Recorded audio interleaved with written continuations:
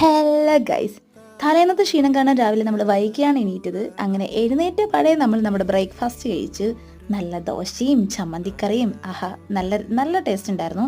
അത് കഴിഞ്ഞ് നമ്മൾ നമ്മുടെ ലഞ്ച് കുക്ക് ചെയ്യണമല്ലോ. ലഞ്ച് കഴിച്ചപ്പോൾ നമ്മൾ ഈവനിങ് ആയി, പക്ഷേ കുക്ക് ചെയ്യണമല്ലോ. നമ്മൾ പോർക്കറിയാണ് വെക്കുന്നത്. ഇന്നത്തെ ഷെഫ് ഞാൻ തന്നെയാണ്. എൻ്റെ ഹെൽപ്പിങ്ങിനുള്ള 2 അസിസ്റ്റൻസിനെയാണ് നിങ്ങൾ കാണുന്നത്. നല്ല ഹെൽപ്പിംഗ് ആയിരുന്നു. കഴുകി മരുന്നൊക്കെ എല്ലാവരും തന്നു.